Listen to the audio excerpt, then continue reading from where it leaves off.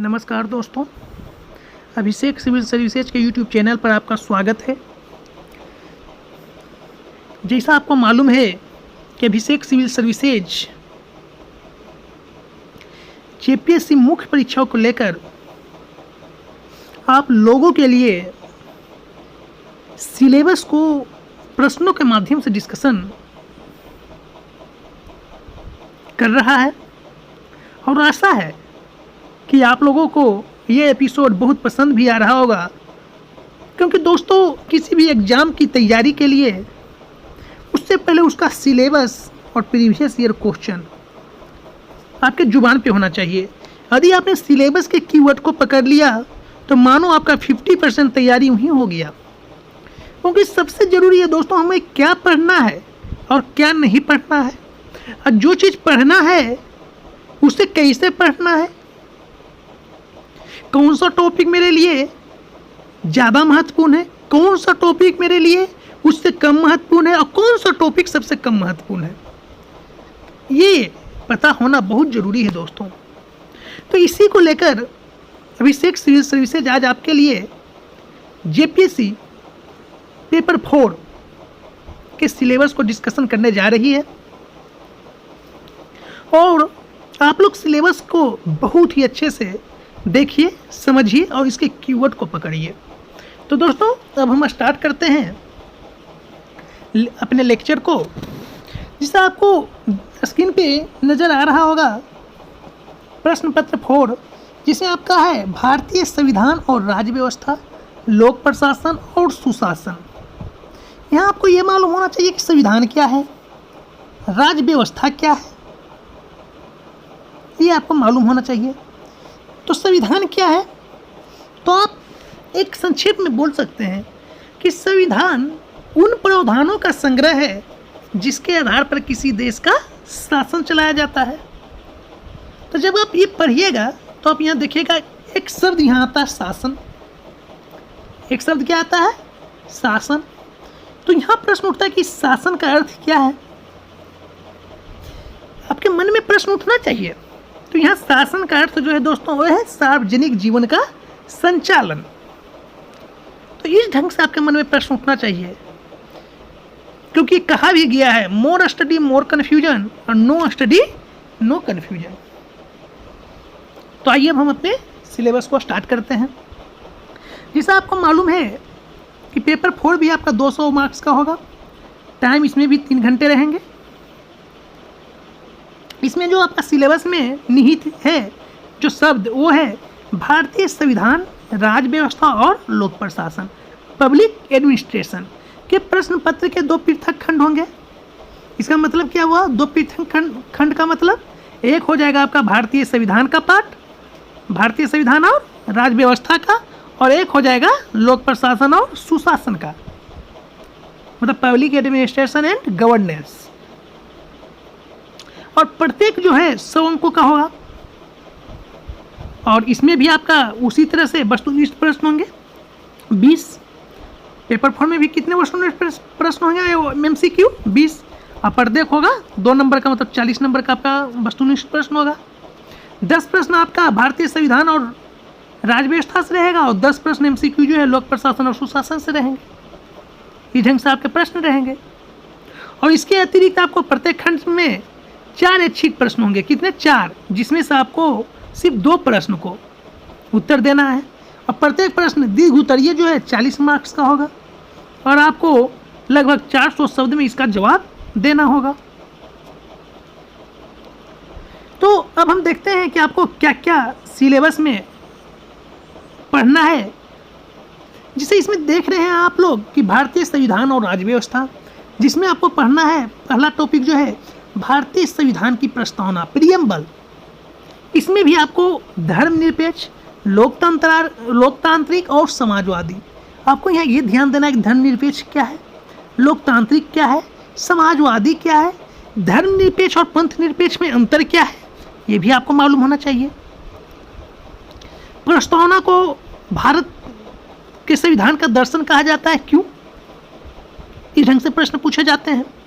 Next देखिए आप, भारतीय संविधान के मूल लक्षण, जनहित याचिका की संकल्पना, भारतीय संविधान का आधारभूत ढांचा, बेसिक स्ट्रक्चर, जो आपको मालूम है, पीटी का प्रश्न भी यहाँ से बनता है। तीसरा आपका मौलिक अधिकार और कर्तव्य, आप यहाँ से हर आर्टिकल से यहाँ से प्रश्न बन सकते हैं आपका। इस आर्टिकल को आप अच्छे से देखिए, मौलिक अधिकार और मौलिक कर्तव्य में अंतर क्या है ये आपको देखना है, तुलनात्मक अध्ययन करके देखना है। इसी तरह डीपीएसपी, राज्य के नीति निर्देशक सिद्धांत, इसे भी आप मौलिक अधिकार और राज्य के नीति निर्देशक में अंतर क्या है, इस ढंग से भी आप देख सकते हैं करके। फिर आपका आता है संघ सरकार, जिसमें संघ की कार्यपालिका, राष्ट्रपति की शक्तियां और कार्य, डायरेक्ट प्रश्न पूछ लिए जाते हैं, राष्ट्रपति की शक्तियां और कार्य का वर्णन करें, या राष्ट्रपति को रबर का स्टंप कहा जाता है, आलोचनात्मक परीक्षण करें, तो इस ढंग से भी प्रश्न पूछे जाते हैं। फिर आपका है उपराष्ट्रपति, तो राष्ट्रपति और उपराष्ट्रपति का तुलना करके भी आपको पढ़ना है। प्रधानमंत्री और मंत्रिपरिषद, मिलीजुली सरकार के अधीन कार्य, जैसे आपको मालूम होगा कि भारत में जो है नाम की कार्यपालिका किसे कहा जाता है, तो राष्ट्रपति को, और वास्तविक कार्यपालिका प्रधानमंत्री, पीएम। इस ढंग से भी आपको पढ़ना है।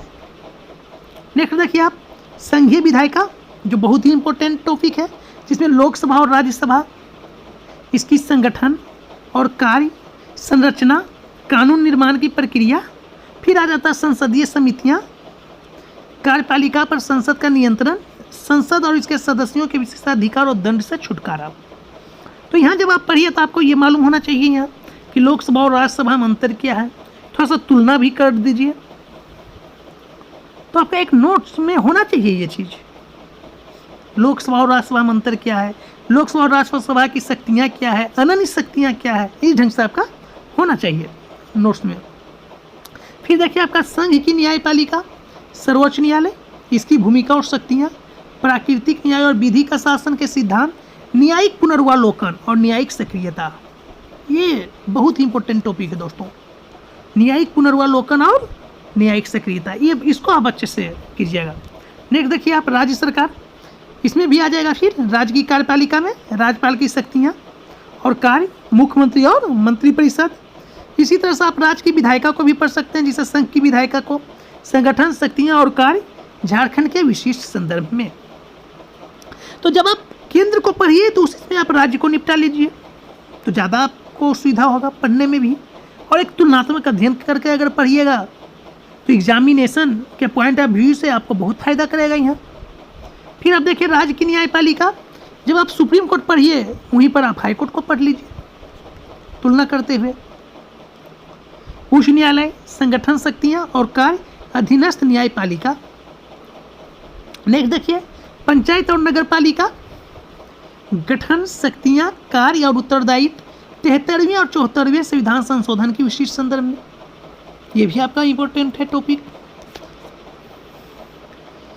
फिर आपका है केंद्र राज्य संबंध, प्रशासनिक, विधायी और वित्तीय, ये आपको मालूम होना चाहिए यहाँ कि प्रशासनिक जो संबंध है कौन आर्टिकल से कौन आर्टिकल के बीच है, इसी तरह विधायी, वित्तीय कौन आर्टिकल के बीच है, ये सब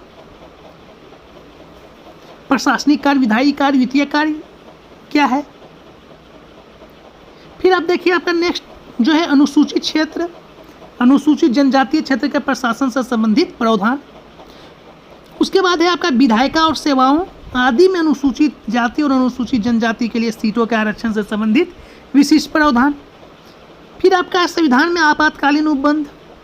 उसके बाद आपका भारत का नियंत्रक और महालेखा परीक्षक सीएजी के बारे में, इसका कार्य क्या है, शक्तियाँ की क्या है, नियुक्ति कैसे होती है, ये सब आपको यहाँ ध्यान देना है। फिर भारत का निर्वाचन आयोग, इसका कार्य और शक्तियाँ क्या है। राजनीतिक दल और द्वाब समूह, यहाँ आप थोड़ा सा देख लीजिएगा, गठबंधन की राजनीति जो आज का चर्चा में रहता है। फिर आपका जो खंड बी है दोस्तों वो है पब्लिक एडमिनिस्ट्रेशन एंड गवर्नेंस का, जिसमें आपको है पढ़ना लोक प्रशासन, परिचय, अर्थ, क्षेत्र और महत्व। व्हाट इज पब्लिक एडमिनिस्ट्रेशन, इसका मीनिंग क्या है, इसका एरिया क्या है, इसका इम्पोर्टेंस क्या है, ये आपको मालूम होना चाहिए। फिर आपका सार्वजनिक और निजी प्रशासन, संघ का प्रशासन, केंद्रीय सचिवालय, कैबिनेट सचिवालय, प्रधानमंत्री का कार्यालय, योजना आयोग, वित्त आयोग। जब योजना आयोग का पढ़िए तो नीति आयोग से तुलना करके थोड़ा पढ़ लीजिए। योजना आयोग और नीति आयोग का तुलनात्मक अध्ययन थोड़ा सा कर लीजिए। फिर आप अगर देखें राज्य का प्रशासन में तो राज्य सचिवालय, प्रधान सचिव, मुख्यमंत्री का कार्यालय।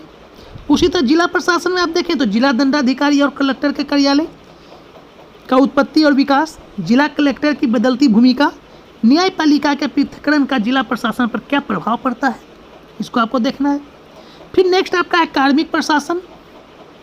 इसमें आपको देखना है लोक सेवाओं की भर्ती, संघ लोक सेवा आयोग और राज्य लोक सेवा आयोग के कार्य कर्तव्य के बारे में देख लेना है।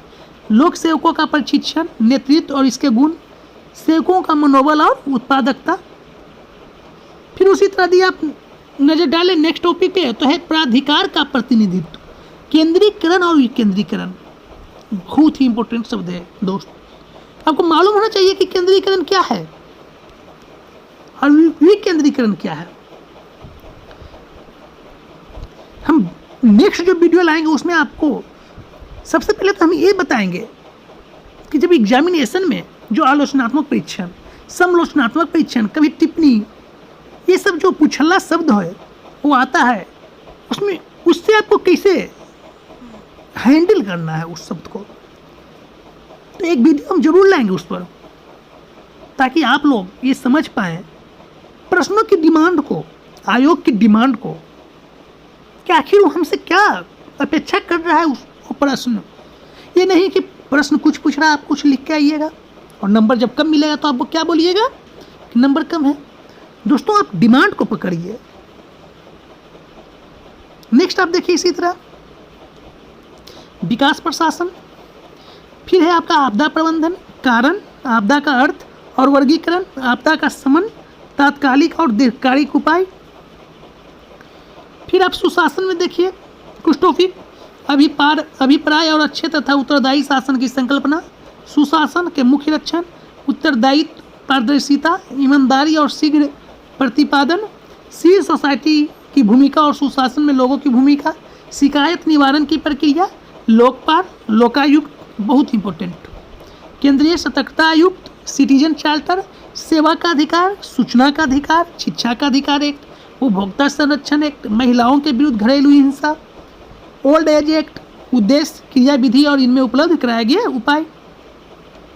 इसी तरह मानवाधिकार में देख सकते हैं टॉपिक, मानवाधिकार के अभिप्राय और संकल्पना, मानवाधिकारों की वैश्विक घोषणा, राष्ट्रीय मानवाधिकार आयोग, राज्य मानवाधिकार आयोग, मानवाधिकार और सामाजिक मुद्दे, मानवाधिकार और आतंकवाद। तो अब सिलेबस के हर एक कीवर्ड को देखिए और वो कीवर्ड आपसे क्या अपेक्षा कर रहा है, बार बार सिलेबस को देखिए। आपके दिमाग में फिट होना चाहिए कि आपको क्या पढ़ना है, और आप लोग बेफिक्र होकर मेंस की तैयारी में जुटिए। अभिषेक सिविल सर्विसेज हमेशा आपके साथ खड़ा है और हम बहुत जल्द अभिषेक सिविल सर्विसेज यूट्यूब चैनल पर आपके लिए जेपीएससी को समर्पित वीडियो बहुत जल्द लेकर आएंगे, जिसमें आपको प्रतिदिन अभ्यास प्रश्न मिलेगा जो एग्जाम के दृष्टिकोण से महत्वपूर्ण होगा। क्योंकि मेंस जो है दोस्तों, मेंस का अर्थ ही है जो जितना ज़्यादा लिखेगा, क्योंकि यहाँ लिखने की चुनौती भी होती है दोस्त। तो आप लिखने का प्रैक्टिस कीजिए डेली। आप 3 घंटे अपने स्टडी रूम में 3 आवर्स बैठिए लगातार और 3 घंटे लिखने का अभ्यास कीजिए कम से कम, तब जाकर एग्जामिनेशन हॉल में आप सहज महसूस कीजिएगा। तो अभिषेक सिविल सर्विसेज तो आपके साथ है, बस आपको मेहनत करना है दोस्त। और मैं आपको विश्वास दिलाता हूँ यदि आप मेहनत कीजिएगा तो अभिषेक सिविल सर्विसेज यूट्यूब चैनल आपसे ज़्यादा मेहनत करने के लिए तैयार है। हम तो बोल रहे हैं आपको, बस आप मेहनत कीजिए। प्रत्येक प्रश्न का हम फॉर्मेट भी देंगे कि यदि वो प्रश्न है तो उस प्रश्न को लिखना आपको कैसे है। एक वीडियो हम लेकर आएंगे जिसमें आपको ये बताएंगे मुख्य परीक्षा की उत्तर लेखन शैली कैसी होनी चाहिए, एक उत्कृष्ट उत्तर कैसे लिखा जाता है, पुछल्लो शब्द की जो चुनौतियां हैं, आलोचनात्मक परीक्षण, समालोचनात्मक परीक्षण जो देता है आयोग, उससे आप कैसे निपटें। तो दोस्तों तो हमेशा आपके साथ हैं, बस आप मेहनत करते जाइए। नेक्स्ट देखिए आप प्रश्न पत्र 5 को, इसमें भी आपका 200 मार्क का रहेगा, समय 3 घंटे। इसमें आपका है भारतीय अर्थव्यवस्था, वैश्वीकरण और धारणीय विकास, प्रश्न पत्र 5 में। इसका भी 5 खंड होंगे, भारतीय अर्थव्यवस्था, वैश्वीकरण और टिकाऊ विकास के। खंड 1 अनिवार्य होगा आपका MCQ। इस खंड में भी 20 वस्तुनिष्ठ प्रश्न रहेंगे और प्रत्येक 2 अंक का रहेगा, मतलब 40 मार्क्स का। तो इस ढंग से आप सिलेबस को देख सकते हैं कि आपको तैयारी कैसी करनी है दोस्तों। इसमें देखिए आपको क्या क्या पढ़ना है। समूह ए में भारतीय अर्थव्यवस्था के आधारभूत लक्षण, जिसमें आपको नेशनल इनकम के बारे में पढ़ना है। फिर आपको मुद्रास्फीति के बारे में पढ़ना है कि मुद्रास्फीति क्या है भाई, संकल्पना, मुद्रास्फीति पर नियंत्रण कैसे किया जा सकता है। फिर आपको जनांकिकीय लक्षण के बारे में पढ़ना है। फिर आपको कृषि और ग्रामीण अर्थव्यवस्था के बारे में पढ़ना है। तो इस ढंग से आपको आपका सिलेबस में जो टॉपिक दिया हुआ है, तो इसी तरह आप देखिए कृषि और ग्रामीण अर्थव्यवस्था क्या है। मेरा मेन उद्देश्य जो है दोस्तों, आपको सिलेबस से एक बार रूबरू करवा देना है कि जब हम क्वेश्चन आपको दें लिखने के लिए, तो आपको ये पता होना चाहिए कि क्वेश्चन हमारे सिलेबस के किस पोर्शन से है, कौन सा टॉपिक का ये प्रश्न है। हम तो उसमें निहित करेंगे ही, लेकिन आपके मन से भी आवाज़ उठनी चाहिए। फिर आप देखिए औद्योगिक अर्थव्यवस्था, उसी तरह लोकवित्त, इसकी प्रकृति, महत्व और क्षेत्र, हम टॉपिक बताते चलते हैं। नेक्स्ट है आपका सार्वजनिक व्यय, फिर है बजट, इम्पोर्टेंट। फिर आपका है वित्तीय वित्त, केंद्र राज्य के वित्तीय संबंध, वित्त आयोग की भूमिका, 73 और 74 अमेंडमेंट के वित्तीय पक्ष, भारतीय मौद्रिक संरचना और भारत की बैंकिंग प्रणाली, और फिर भारतीय व्यापार की संरचना और दिशा, भुगतान संतुलन की समस्या। इसी तरह यदि हम सेक्शन बी को देखें तो इसमें आपको क्या है, टिकाऊ विकास, आर्थिक मुद्दा और भारतीय विकास की रणनीति पर है। इसमें आपको देखना है आर्थिक विकास का अभिप्राय और मापन, अब विकसित होने की विशेषताएं, विकास के संकेतक, HDI, GDI, GM, भारत की HDI संबंधी प्रगति।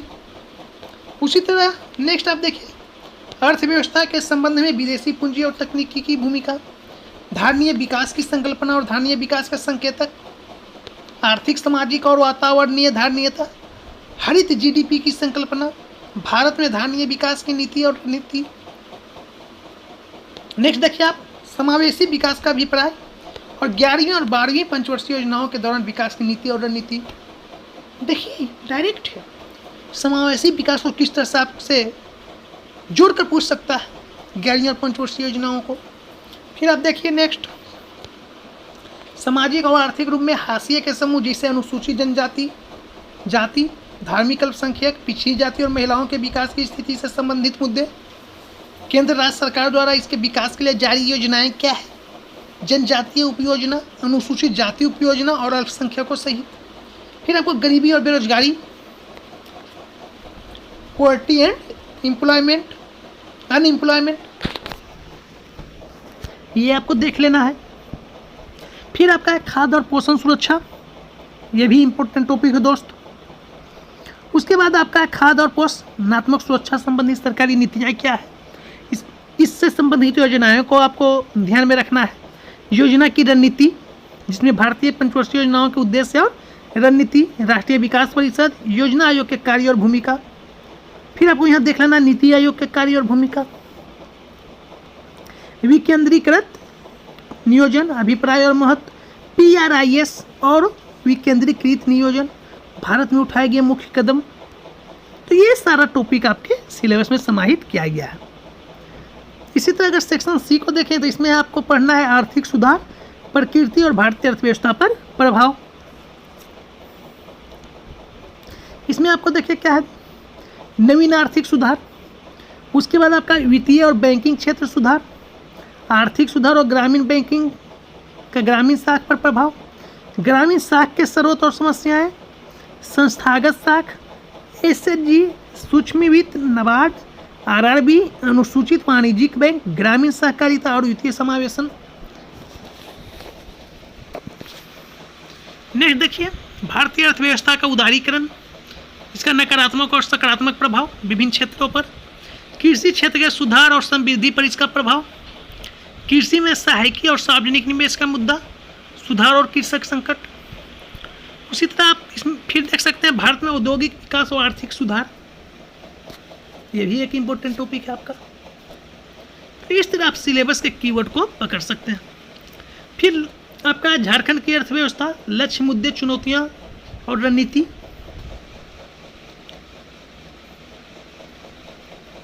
इसमें भी वही सब चीज़ है, सिर्फ आपको यहाँ झारखंड से जोड़कर पढ़ना है। झारखंड की पंचवर्षीय योजनाएं के बारे में भी पढ़ना है। तो ये सब आपको अच्छे से करना होगा दोस्तों। अगर नेक्स्ट देखें हम, तो क्या है आपका पेपर 6, जो लास्ट पेपर आपका है।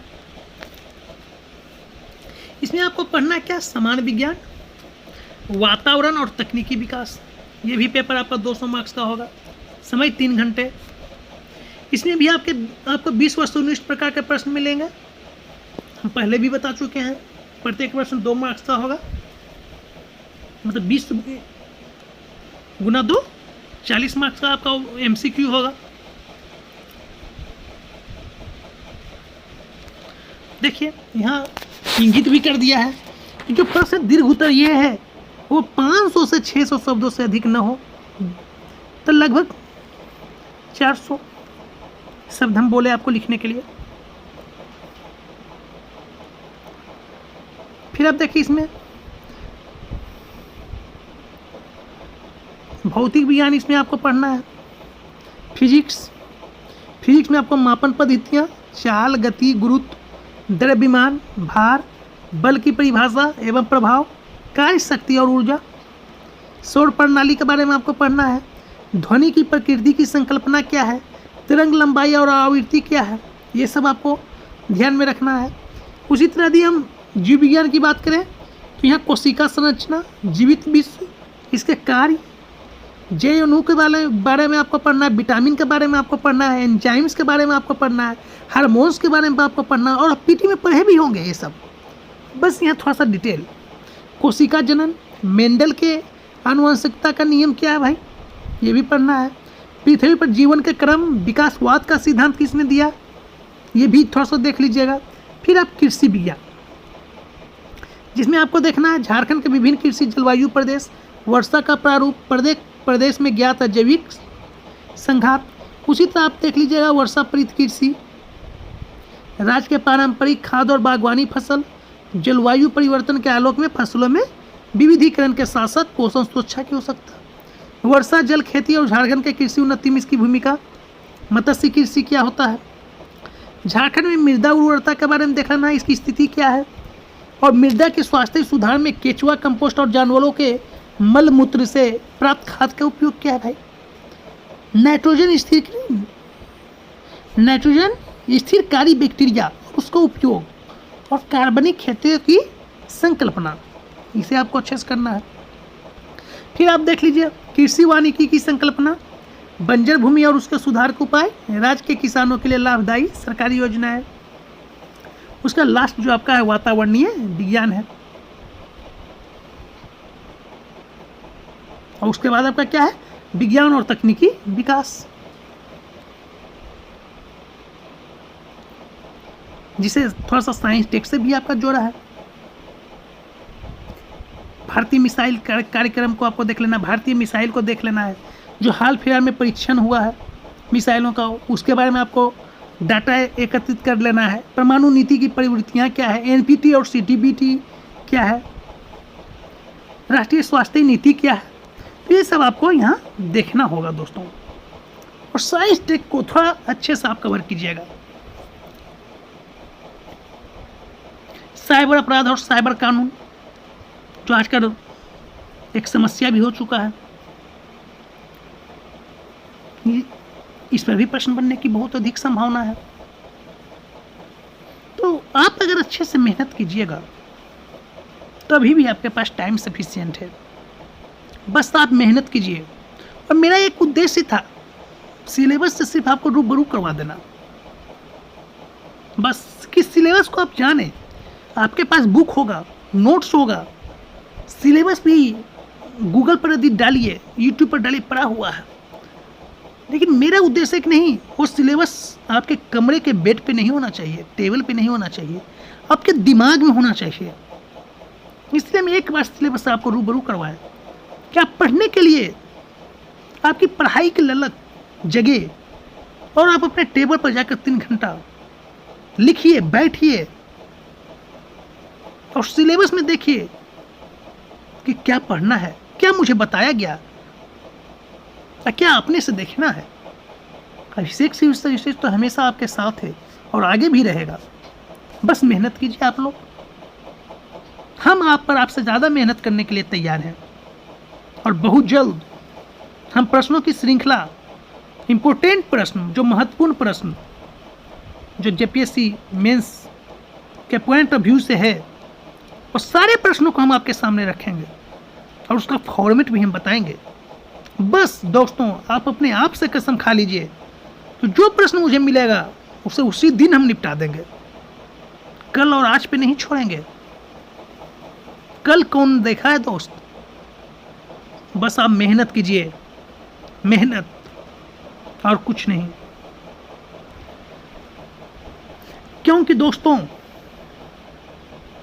जिसने भी समय का सम्मान किया है उसको समय ने सम्मान दिलाया है। इसलिए आप इस शब्द को अपने दिमाग में फिट कर लीजिए कि आज मुझे समय का सम्मान करना है। और आज यदि आपने समय का, टाइम का सम्मान कर दिया और अपने टेबल पे बैठकर अपने सिलेबस को निपटा दिया, अभिषेक सिविल सर्विसेज यूट्यूब चैनल के द्वारा आपको जो भी प्रश्न मिला आप उसी दिन निपटाइए। देखिए आपका रिजल्ट किससे नहीं होता है। आप खुद अपने आप में सोचिएगा कि नहीं, आपके अंदर से आवाज़ निकलेगी कि नहीं, और थोड़ा मेहनत करो, हो जाएगा, अभी भी टाइम है। इसलिए दोस्तों, आप लोग पूरे तन मन धन से तैयारी में लग जाइए, क्योंकि पीटी का रिजल्ट आने के बाद आपके पास टाइम बहुत कम होगा दोस्तों। कई स्टूडेंट जो सिलेबस कंप्लीट करके सिर्फ उस समय प्रैक्टिस करेंगे, टेस्ट ज्वाइन करेंगे, और आप उस समय सिलेबस कंप्लीट करने की कोशिश कीजिएगा। सोचिए आप कितना पीछे उससे रहिएगा। इसीलिए आप लोग अपनी तैयारी को एक सही दिशा दीजिए,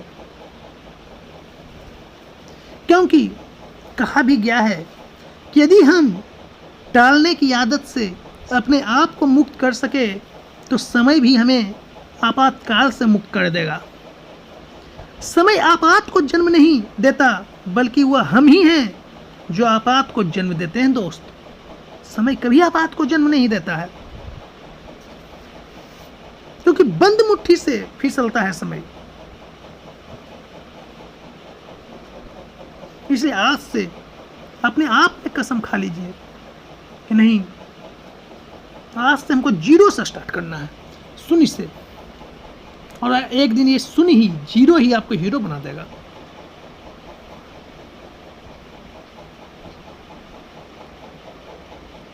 इसलिए दोस्त, नए संकल्प के साथ आप आगे बढ़िए और अभिषेक सिविल सर्विसेज यूट्यूब चैनल आपके साथ हमेशा खड़ा है। और यदि किसी और टॉपिक के सब्जेक्ट पे आपको वीडियो चाहिए तो आप कमेंट बॉक्स में ज़रूर रिप्लाई दीजिए। और कुछ चाटुकार जो होते हैं उनके चक्कर में मत पड़िए। हर जगह आपको कुछ चाटुकार मिलेंगे जिनको सिर्फ मकसद होता है डिस्टर्ब करना, तो आपको डिस्टर्ब नहीं होना है। क्योंकि हमें उन क्षणों को पकड़ना होगा जो क्षण हमारे जीवन को कोटि कोटि सूर्यों के प्रकाश से भरने वाले हैं, न कि इन चाटुकारों का। कुछ लोगों को बुरा लगेगा, लेकिन हम फैक्ट बोल रहे हैं दोस्त। बस आप अपने आप को बदलिए और प्रश्न लिखने का अभ्यास कीजिए। तो तब तक के लिए दोस्तों धन्यवाद। और अभिषेक सिविल सर्विसेज यूट्यूब चैनल को आप लाइक, सब्सक्राइब और शेयर करना ना भूलें, क्योंकि यह आपका चैनल है दोस्त। आपका हौसला ही तो हमको आवाज़ देता है, और हम हमेशा आपके लिए सोचते हैं नए नए सीरीज आने के लिए, नए नए वीडियो अपलोड करने के लिए, ताकि उससे आपको थोड़ा सा मदद मिल सके। आपकी सफलता में अभिषेक विशेष यूट्यूब चैनल का भी कुछ योगदान हो सके। तो बस आप लाइक, सब्सक्राइब और शेयर करना न भूलें। तब तक के लिए धन्यवाद दोस्तों।